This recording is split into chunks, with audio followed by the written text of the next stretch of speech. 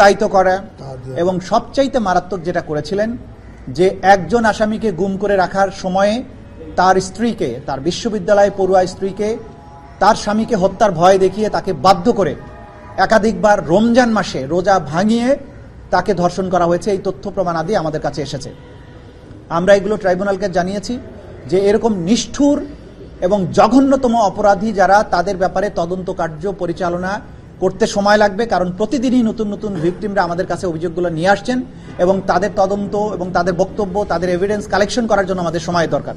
এই সময় শেষ হলে যথাসময়ে তাদের ব্যাপারে তদন্ত রিপোর্ট দাখিল করে তাদের বিরুদ্ধে আনুষ্ঠানিক বিচার প্রক্রিয়া যাতে শুরু করা যায় সেই ব্যাপারে আমাদের তদন্ত সংস্থা দিনরাত কাজ করছে। এটা ছিল আজকের দিনের প্রসিডিংস। এই বিষয়ে আমরা তাকে জিজ্ঞাসাবাদ করার জন্য একদিনের সময় চেয়েছি। আগামী 23 জিজ্ঞাসাবাদের জন্য অনুমতি দিয়েছেন একদিনের জন্য। আর ওই একই মামলায় 2 মাসের সময় দিয়েছেন, 28শে এপ্রিল পরবর্তী তারিখ ধার্য করেছেন। এই সময়ের মধ্যে তদন্ত রিপোর্টের ব্যাপারে সময় দিয়েছেন, তদন্ত কাজ পরিচালনার জন্য রিপোর্ট দাখিলের কথা বলেছেন। দ্বিতীয় মামলা ছিল র্যাবের একজন সাবেক company commander additional SP Mohiuddin Faruki. তার মামলাতে আমরা সময় চেয়েছি 3 মাসের তদন্তের জন্য। 28/5 তারিখে পরবর্তী তারিখ নির্ধারিত হয়েছে। তার বিরুদ্ধে অভিযোগ হচ্ছে তিনি অসংখ্য মানুষকে গুম করার সাথে জড়িত এবং গুমের শিকার ভিকটিমদেরকে তার অফিসে এবং বিভিন্ন আয়নাঘরে, নির্যাতন সেলে অমানবিক নিষ্ঠুরতম পন্থায় নির্যাতন করতেন এবং নির্যাতন করার ব্যাপারে তিনি একজন মাস্টার মাইন্ড, তার একটা স্পেশাল কোয়ালিটি আছে। সেই জন্য তার ব্যাপারে আমরা বলেছি যে এই মামলাগুলো তার নিষ্ঠুরতার সংবাদ প্রচারিত হবার পরে, আয়নাঘরগুলো যখন জাতির সামনে উন্মোচিত হয়েছে প্রধান উপদেষ্টার ভিজিটের পরে, তখন এই ভিকটিমেরা সাহসী হচ্ছেন এবং তারা এক এক করে আমাদের ট্রাইব্যুনালে অভিযোগগুলো নিয়ে আসছেন। নেতৃত্বে তিনি পুলিশের প্রধান ছিলেন, তার নেতৃত্বে সেই জুলাই আগস্টের সমস্ত হত্যাকাণ্ড, মানবতা বিরোধী অপরাধ সংগঠিত হয়েছিল। এপিসি ব্যবহার করা হয়েছিল, হেলিকপ্টার ব্যবহার করা হয়েছিল, মারণাস্ত্র ব্যবহার করা হয়েছিল। এই বিষয়ে তিনি আগে একটা জবানবন্দি দিয়েছেন। সেই জবানবন্দির সূত্র ধরে আরও অনেক তথ্য যেগুলোর ব্যাখ্যা তার কাছ থেকে আমাদের দরকার। হেলিকপ্টার অপারেশন কার নির্দেশে হয়েছিল, কারা কারা যাত্রী ছিল, কতগুলো ফ্লাইট পরিচালনা করা হয়েছিল, কি ধরনের অস্ত্র পরিবহন করা হয়েছিল। এই ট্রাইব্যুনালে নানান ধরনের আইন আছে অ্যাপ্লিকেশন করার জন্য। উনি অ্যাপ্লিকেশন করেছেন যে এটা একটা অবান্তর অ্যাপ্লিকেশন। তিনি বলেছেন একটা গোপন খামের মধ্যে ভরে বইপত্র উনি জেল অথরিটির মাধ্যমে জিয়াউল হাসানের কাছে পৌঁছাতে চান, কিন্তু কোর্টে যখন বলছেন তখন বলছেন আমি আইনের বই দিব এবং জাতিসংঘে রিপোর্ট দিতে চাই। আমরা আদালতে বলেছি যে কোনো কারা কর্তৃপক্ষের কাছে আগে তাকে রিকোয়েস্ট করে বলতে হবে আমি এই জিনিস আসামির কাছে দিতে চাই। যদি কারা কর্তৃপক্ষ সেটা রিফিউজ করে, তাহলে যদি সেই রিফিউজালটা এই মামলার সাথে সংশ্লিষ্ট হয়, যে ডকুমেন্ট দিতে চাচ্ছে সেটা যদি এই মামলার সাথে, ট্রাইব্যুনালের মামলার সাথে সংশ্লিষ্ট হয়, তাহলেই কেবল ট্রাইব্যুনালে আবেদন করা উচিত।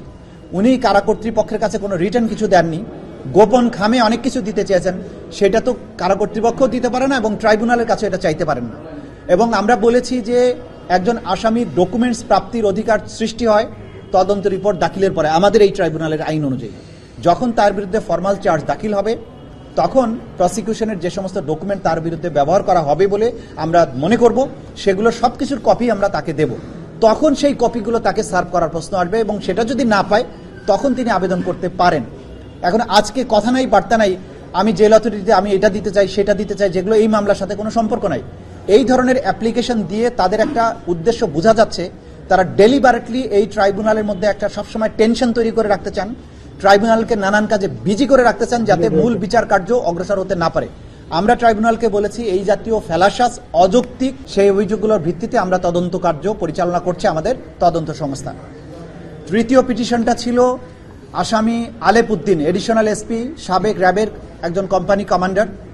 আলেপ উদ্দিনের অভিযোগ সবচাইতে মারাত্মক। তিনি অসংখ্য মানুষকে গুম এবং নির্যাতন করার সাথে জড়িত। আজকে এই ট্রাইব্যুনালের কক্ষে আপনারা দেখেছেন আমার পেছনে অনেকে দাঁড়িয়ে আছেন, যাদেরকে আলেপ উদ্দিন অপহরণ করে গুম করে বছরের পর বছর আটকে রেখেছিল, তাদেরকে নিষ্ঠুরতম পন্থায় নির্যাতন করেছিল, ইলেকট্রিক শক দেয়া, চোখ বেঁধে রাখা, উল্টো করে ঝুলিয়ে পেটানো, বিদ্যুৎ। আমরা যেটা আমাদের তদন্ত সংস্থা চেষ্টা করেছে, তার মোবাইল ফোনের ব্যাপারে তাকে আমরা জিজ্ঞাসাবাদ করেছি, মানে আমাদের তদন্ত সংস্থা জিজ্ঞাসাবাদ করেছে। তিনি বলেছেন এই মোবাইল ফোন হারিয়ে গেছে। তার এই বক্তব্য সন্তোষজনক নয়, কারণ তিনি গ্রেপ্তার হওয়ার পূর্বে সেনানিবাসে ছিলেন বলে তিনি জানিয়েছেন। তারপরে তার মোবাইল ফোন থেকে তিনি সোশ্যাল মিডিয়াতে বক্তব্য দিয়েছেন 5ই আগস্টের পরে। সুতরাং তার এই মোবাইলে গুরুত্বপূর্ণ এভিডেন্স আছে, এটা আমরা আমাদেরকে যে কোনো মূল্যে পেতে হবে। আমাদের তদন্ত সংস্থা আপ্রাণ চেষ্টা করছেন কোথায় উনি রেখেছেন এই সব বিষয়ে তাকে জিজ্ঞাসাবাদ করতে হবে। এই জন্য কিন্তু আমরা তাকে ইন্টারোগেশনের জন্য চেয়েছি এবং প্রত্যেক আসামির মোবাইল থেকেই আসলে অনেক গুরুত্বপূর্ণ তথ্য পাওয়া যাবে। এই জন্য আমাদের কাছে এটা একটা অমূল্য সম্পদ। আজকে আমরা আরেকটা কথাও আপনাদের মাধ্যমে জাতির কাছে বলবো, যারা এই আসামিদের মাধ্যমে গুমের শিকার হয়েছিলেন তারা দয়া করে তাদের অভিযোগগুলো আমাদের তদন্ত সংস্থার কাছে অথবা আমাদের আন্তর্জাতিক অপরাধ ট্রাইব্যুনালের প্রসিকিউশনের কাছে নিয়ে আসুন নির্ভয়ে।